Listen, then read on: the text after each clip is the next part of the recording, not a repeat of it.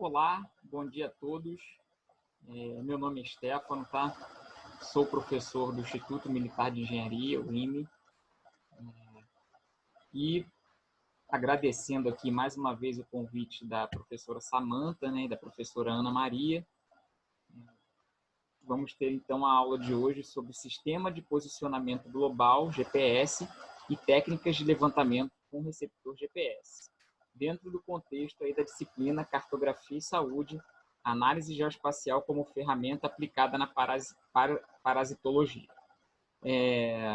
Desde já aí me coloco à disposição, tá? Para que após vocês assistirem aí essa aula, para retirada de dúvidas, não só aqui no dia de hoje, né, como depois, qualquer dúvida que venha surgir, qualquer dificuldade no trabalho prático, os meus contatos vão estar lá no final da apresentação, o e-mail, tá? Ou até quem tiver interesse um dia conhecer lá o IME, a nossa sessão, também estaremos lá de portas abertas para receber. Então vamos iniciar aqui a nossa aula de hoje. Nós vamos seguir a seguinte programação, tá?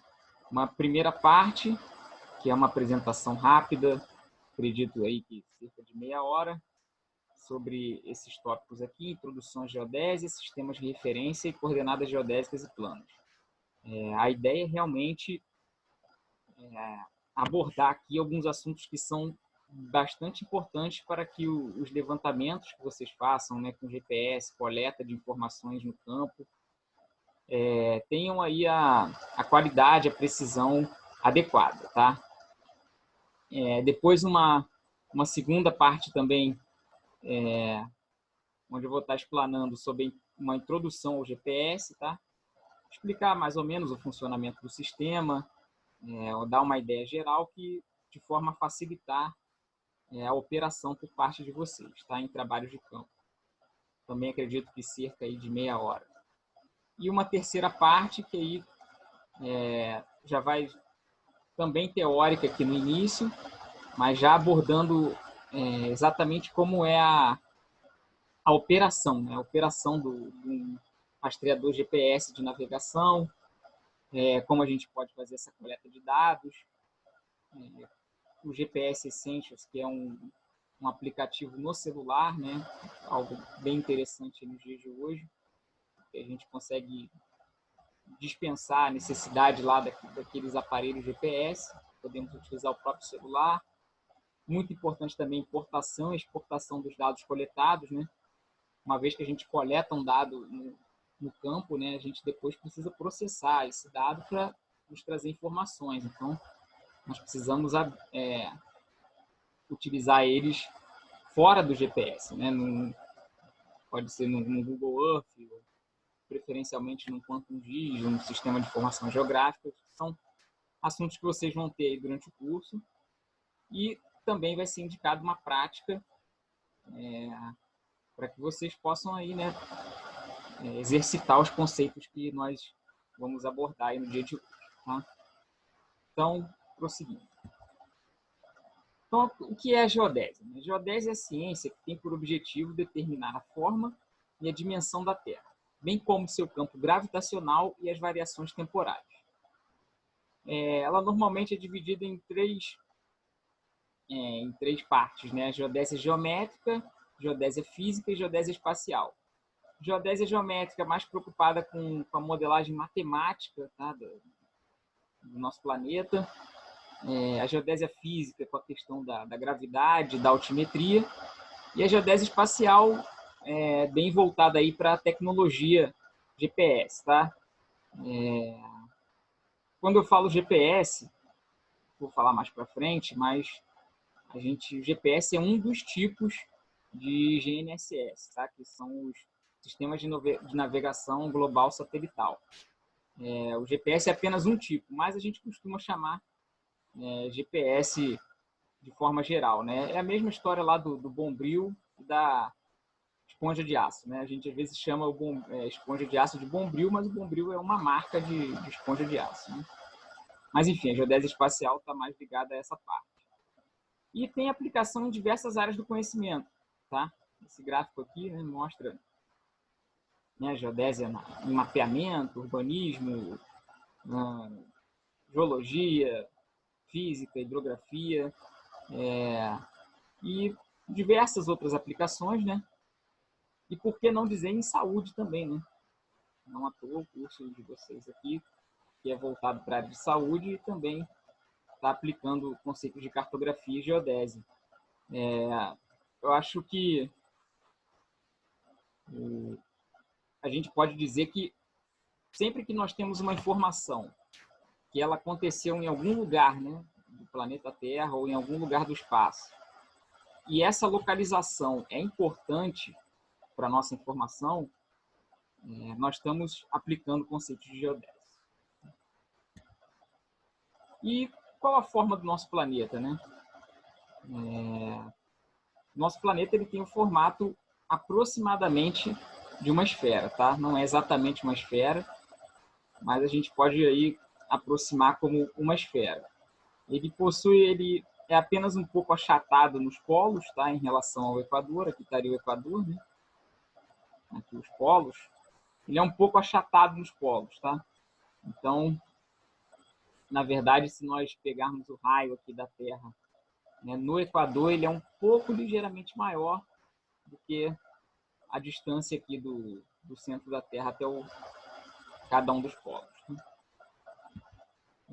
Então, o que acontece? Dado esse formato da Terra bem próximo de uma esfera, mas não exatamente uma esfera, a superfície geométrica, tá? Matemática, que normalmente é adotada para a modelagem do planeta Terra, é o elipsoide de revolução.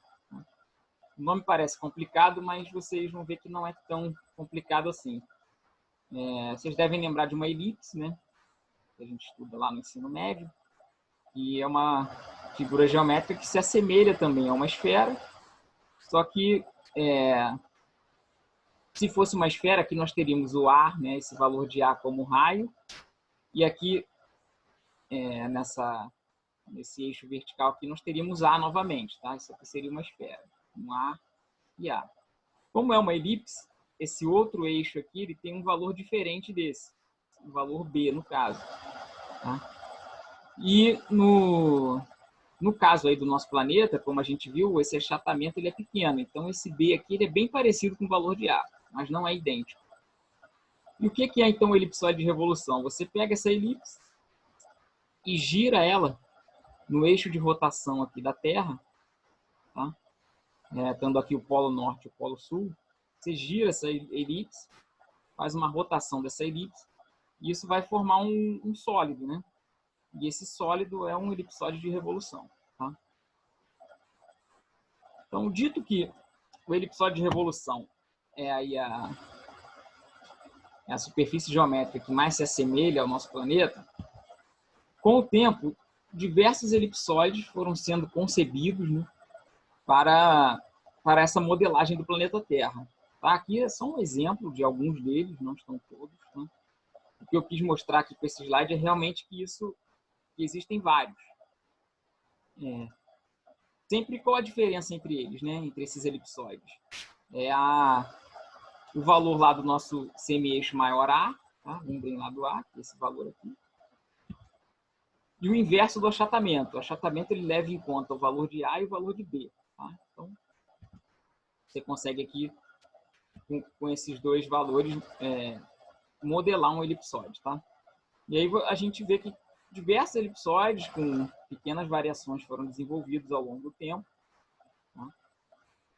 Além disso, esses elipsoides, às vezes, a origem deles não era exatamente no centro da Terra, acabava sendo um pouco deslocado, é que se buscava adaptar o elipsoide à realidade de cada país. Tá? Isso era uma tendência anterior. Mas vamos ao que interessa, tá? Atualmente. Atualmente nós temos, então, os mais usuais, né? São o GRS-80 e o WGS-84. O GRS-80 é o elipsoide do CIRGAS 2000, que é o sistema de referência oficial do Brasil atualmente. Tá? E o WGS-84 é o sistema é o elipsoide do GPS, que é também que é o sistema de referência do GPS. E notem o seguinte, eles têm valores bem próximos, tá? Inclusive o semi-eixo maior aqui, o A, é idêntico entre esse que é o oficial do Brasil lá do Sirgas 2000 e o WGS 84 do GPS, tendo apenas uma pequena variação aqui de um para o outro no achatamento. Porém, eu coloquei em negrito aqui também esse South American, tá? Era conhecido como SAD 69 lá, que também ele era o sistema de referência oficial do Brasil até pouco tempo atrás. Então, é natural que vocês ainda encontrem muitos dados nesse sistema de referência aqui, o SAD 69, tá? Então, nesse caso, é necessária a conversão de dados de um sistema de referência para o outro. Tá? A gente vai ver isso aqui na sequência. Então, como eu falei, os mais importantes aí para a gente, tá? O SAD 69, um antigo sistema de referência do Brasil, o Sirgas 2000, que é o sistema oficial atualmente, e o WGS 84, que é o empregado lá pelo GPS. E aí, muito importante aqui, notem o seguinte, do Sirgas 2000 para o SAD 69, que é o sistema anterior, nós temos diferenças de coordenadas de até 80 metros. Tá? Então, isso aqui é bem importante ter em mente, porque a gente vai setar esse valor lá na hora que a gente ligar o nosso GPS. Qual sistema de referência nós estamos utilizando, tá? Então, o ideal é estar sempre utilizando o WGS 84 ou o Sirgas 2000. Tá? O Sirgas 2000 e o WGS 84, eles são iguais na prática, tá? A diferença deles é muito pequena e não é significativo aí para o trabalho de coleta de dados de vocês. Ok, mas então, em teoria, seria apenas ligar o GPS e colocar num desses dois sistemas aqui, né? De preferência, logo o WGS 84, que é o do GPS e é compatível com o Sirgas 2000. Né? Porém, foi até uma dúvida de um aluno ano passado, né? Tinha um aluno que ele trouxe uns dados que já tinham sido levantados há pouco tempo atrás, e quando ele colocava esses dados lá no SIG, no Sistema de Informação Geográfica, os dados não caíam exatamente onde ele esperava, onde ele coletou o dado. E aí ele trouxe essa dúvida para a aula, e aí a gente reparou o seguinte, que ele tinha levantado os dados nesse sistema aqui, SAD 69, e por isso acabava gerando uma diferença em relação à base dele ali no SIG, que estava em Sirgas 2000. Tá? Então, vamos ter atenção com isso, colocar o nosso GPS num desses sistemas aqui atuais, né? Um desses dois. E se tivermos dados em outros sistemas, eles precisam ser convertidos para um desses sistemas de referência. Tá? Então, como eu coloquei aqui, é sempre importante saber qual sistema associado a uma coordenada. Aqui eu coloquei como exemplo, né, como o mesmo ponto pode ter duas coordenadas diferentes, tá? Por estarem em sistemas de referência diferentes. Então, esse aqui, estamos lá no South American 69, o SAD 69, e aqui em WGS 84. Exatamente o mesmo ponto, né? E vejam que a coordenada dele aqui, né, é sul, 22 graus, 48,596 minutos. E aqui, 22 graus, 48,626 minutos. Tá? Isso na coordenada, na latitude. Tá? Na longitude também tem uma pequena diferença. Ou seja, sistemas de referência diferentes, o mesmo ponto pode ter coordenadas diferentes. Tá? Então, precisamos ter atenção com isso. Esse aqui é um exemplo aqui que eu extraí dessa fonte, tá? As referências estão lá no final. E esse autor aqui, ele colocou um arruamento, né? Um mapa de arruamento. Tá? Esse desenho aqui, esses vetores. Em SAD 69, em cima de uma base lá do Google Maps em WGS 84. E vejam que não encaixou. Né? Houve uma diferença aqui de 60 metros. O que ressalta, mais uma vez, a importância de nós trabalharmos sempre com o mesmo sistema de coordenadas. Tá?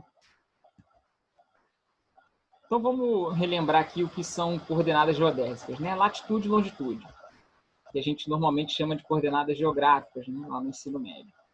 Então, a latitude geodésica é a distância em graus em relação ao Equador. Tá? Imagine que aqui é o Equador da Terra. A latitude é a distância em relação ao Equador em graus. Então, aqui estaria 10 graus, 20 graus, 30 graus. Lembrando que no hemisfério norte ela é positiva e no hemisfério sul ela é negativa. E no plano do Equador ela é nula, a latitude. Quanto à longitude, é a distância em graus em relação ao meridiano de Greenwich. Então, imaginemos que aqui é o meridiano de Greenwich. A longitude está relacionada aqui com a distância em relação a Greenwich, também medida em graus. Vejam que aqui 10 graus, 20 graus, 30 graus, 40 graus. Tá? E nula no meridiano de Greenwich, né? E positiva para o leste e negativa para o oeste. Tá? Então, aqui como exemplo, nós temos o ponto de coordenadas 40 graus norte, tá? E 30 graus oeste. Né? Vejam aqui, 40 graus norte, 30 graus oeste. Né? A gente pega o encontro aqui desse meridiano com esse paralelo. Nós temos esse ponto, né, univocamente localizado no planeta Terra. Tá? Então, bem importante, a latitude e a longitude, elas podem nos dar a localização de qualquer ponto na superfície terrestre. Agora, vejam que ela é uma distância em graus, né? Elas representam distância em graus. Então, na verdade, elas são ângulos. Tá? Quando a gente fala aqui, por exemplo, que uma longitude é de 30 graus, ela é o ângulo entre o meridiano de Greenwich e o meridiano lá nosso de interesse. Tá? Pensando lá no centro da Terra, esses dois meridianos vão se encontrar e formar um ângulo. Tá? Então, ela é uma medida angular. E então, quais são as unidades? Né? As unidades usuais para latitude e longitude. Normalmente, a mais usual graus, minutos e segundos, né? Conhecido como GMS. Então, aqui tem um exemplo, 23 graus, 43 minutos e 39 segundos. Né? Essa coordenada aqui, ela está em graus, minutos e segundos. Temos também graus decimais. Então, por exemplo, 23,7275 graus. Tá? A gente está somente nos graus aqui, a gente não vai em minutos e segundos. E temos também graus e minutos decimais. Exemplo, 23 graus, 43,65 minutos. Eu coloquei propositalmente esse exemplo para vocês verem o seguinte. Apesar dos números não serem tão parecidos, né, eles representam exatamente a mesma coordenada. Tá? Então, esse valor de coordenada em graus, minutos e segundos é exatamente esse valor aqui em graus decimais. Fiz isso justamente para chamar a atenção de vocês de que nós temos que trabalhar sempre com as mesmas unidades. Tá? Se o meu trabalho está lá em graus, minutos e segundos, é importante que todos os meus demais pontos também estejam, para não gerar confusão, e que lá o meu GPS esteja também configurado para trabalhar em graus, minutos e segundos, tá? Assim como o meu sistema de informação geográfica, onde eu vou inserir depois o meu dado coletado. Tá?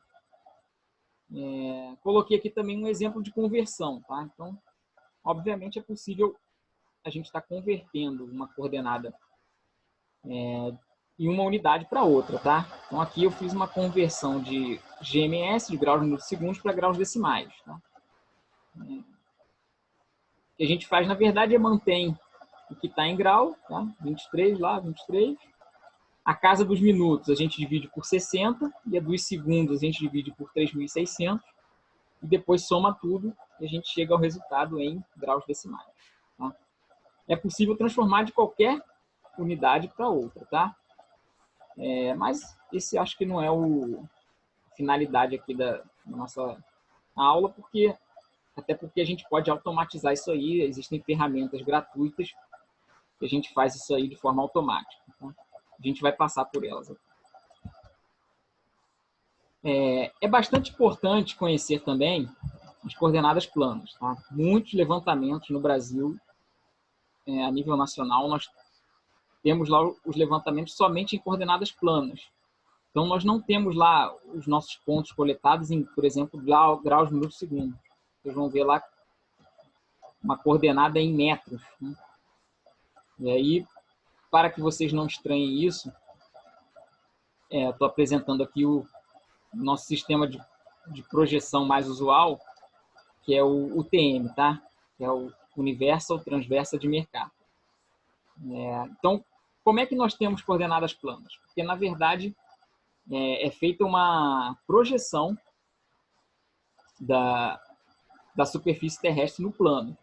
Então, apenas para exemplificar aqui a dificuldade, né, que é a gente estar projetando uma superfície aproximadamente esférica no plano, né? Aqui é uma projeção do rosto de um ser humano no plano. Vejam que, além de não ser uma tarefa trivial, gera bastante distorção, né? Mas, enfim, apesar dessas distorções que são geradas, isso ainda é bastante utilizado e bastante útil, tá? Principalmente pelo seguinte, reparem que quando a gente faz essa projeção e passa a trabalhar em coordenadas planas, nós temos uma melhor noção de distância, tá?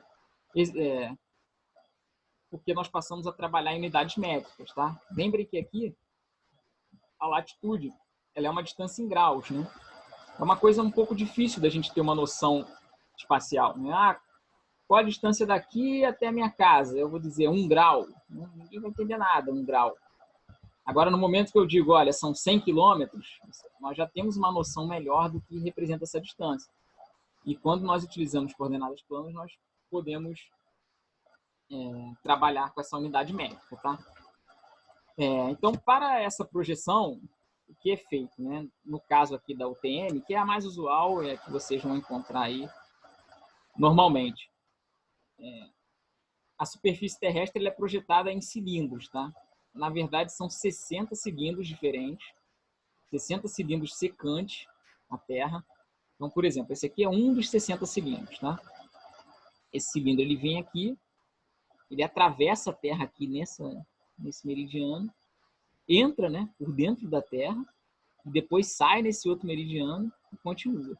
E aí essa porção aqui da Terra e até um pouco aqui para fora dela é projetada nesse cilindro e aí nós passamos a ter a nossa informação no plano, tá?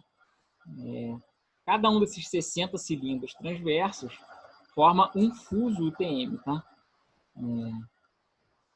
E não confundam com fuso horário, por favor, tá?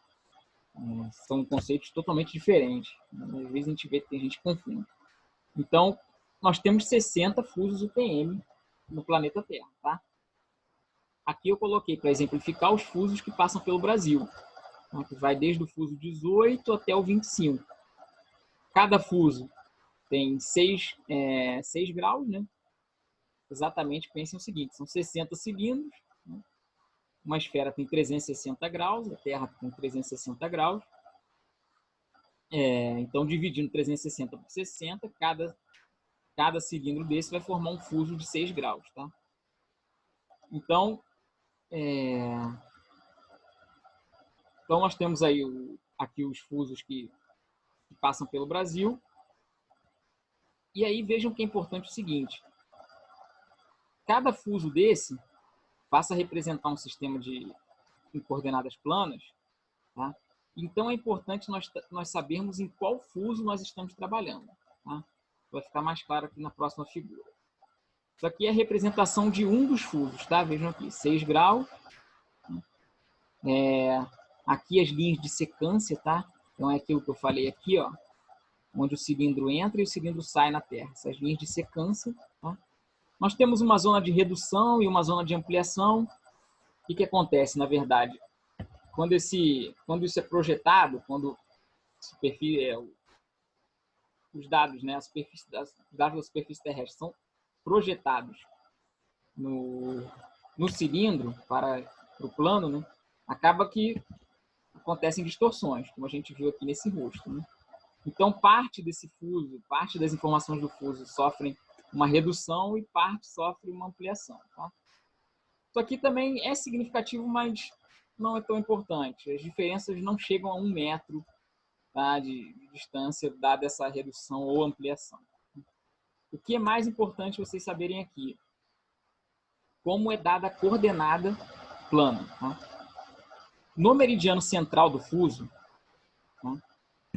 Ou seja, vamos aqui, ó, vamos dizer aqui nesse fuso 22, ele vai de 54 graus a 48 graus. Então, o meridiano central dele está aqui, 51 graus, tá? No meio aqui, exatamente. Nós estipulamos que ali a coordenada é de 500 mil metros, ou 500 quilômetros leste, tá? E no Equador, nós estipulamos que a coordenada, se nós estivermos indo para o hemisfério norte, né, ela é 0 metros, tá? E aqui ela vai aumentando.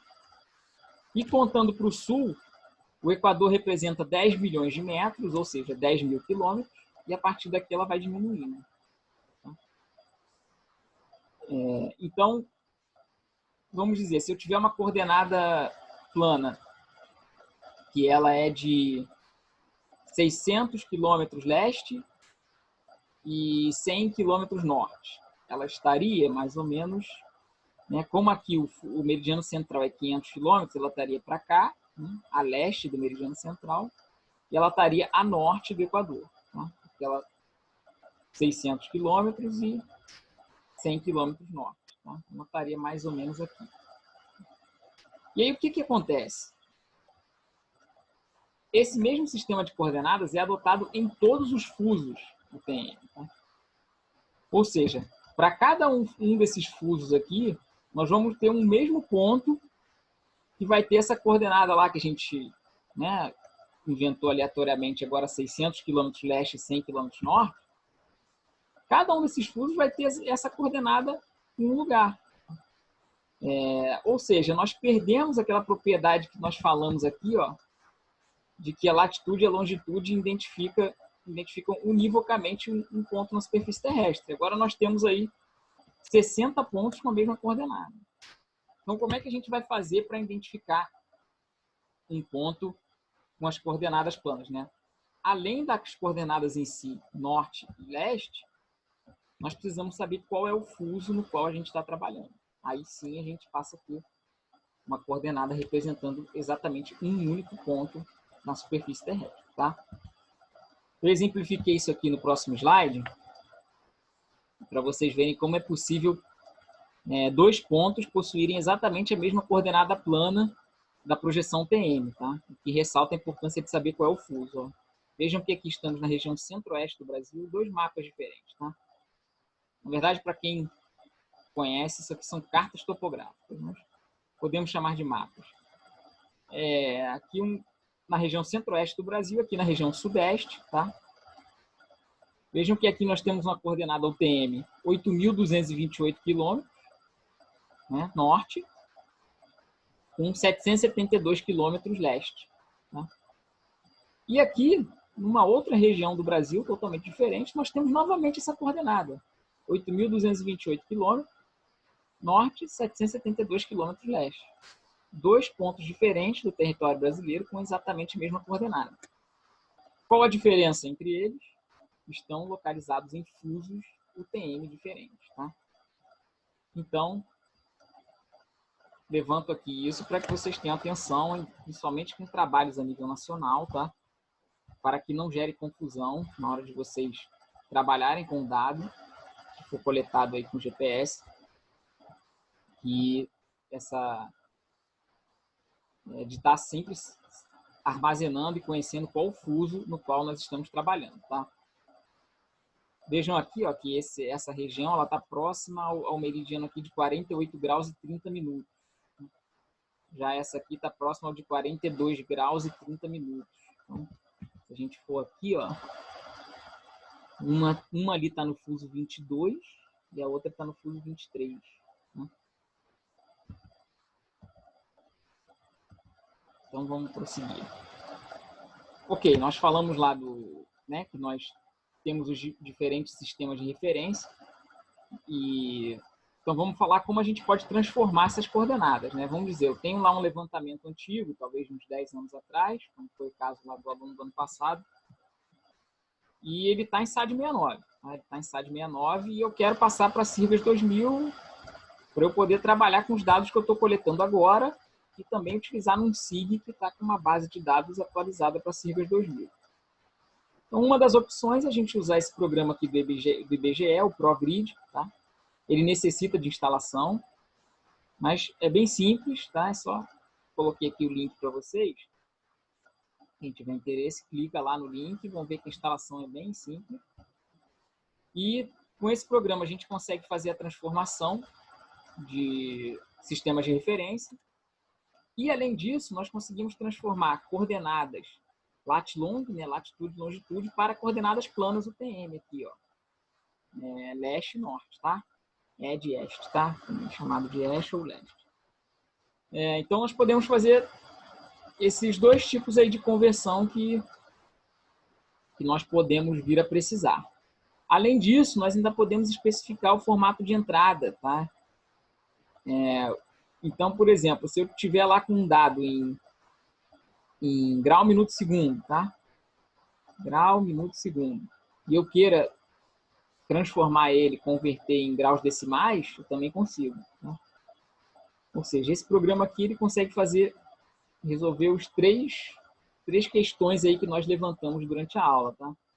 Tanto a transformação entre sistemas de referência, como a transformação de coordenadas lat-long para coordenadas planas, como a transformação de unidades de coordenadas, tá? Aqui eu coloquei um outro exemplo, que é nesse site aqui da IPSG, e ele é online, tá? Então esse aqui não precisa de instalação. Também é interessante. Quem quiser depois consultar, também pode ser utilizado. Esse outro aqui também é online, esse outro site. Ele é mais apropriado para aquela conversão, por exemplo, de grau, minuto, segundo, de unidades, né? Para graus decimais, tal. Ele é bem útil, tá? Todos esses sites, programas que eu estou mostrando, eu já utilizei e todos funcionaram aí perfeitamente, tá? Tá aqui também o link. Então, em resumo, tá? Um resumo do que a gente viu aí aplicado aí realmente a coleta de dados no GPS. Eu acredito que seja o maior interesse de vocês, né? Para depois utilizar o dado em si. Atenção para o sistema de referência utilizado, tá? A sugestão é utilizar sempre o WGS84, pois é o nativo do GPS e compatível com o Sirgas 2000. Quando a gente for lá, de fato, operar o GPS, tá? A gente vai falar como é que a gente configura lá o nosso GPS para estar com esse sistema aqui, tá? Mais para frente. Atenção com as unidades das coordenadas geodésicas. Tá? Para evitar confusão, todos os pontos levantados devem estar na mesma unidade, tá? Então, se o seu GPS está lá configurado para estar em graus, minutos, segundos, e você for inserir uma coordenada nele, de um ponto para o qual você quer navegar, você tem que inserir essa coordenada em graus, minutos, segundos, tá? Senão isso aí pode gerar erro. E aí vocês vão acabar navegando para um ponto errado. E caso nós estejamos utilizando coordenadas planas, é importante saber o fuso UTM de cada par de coordenadas, tá? Devido àquela questão que a gente viu, de uma mesma coordenada UTM poder estar em diferente fuso. Então, essa aqui é a referência, com o link lá, aquela referência que eu citei durante a aula, tá? Então, obrigado aí e vamos dar uma pausa para a próxima aula.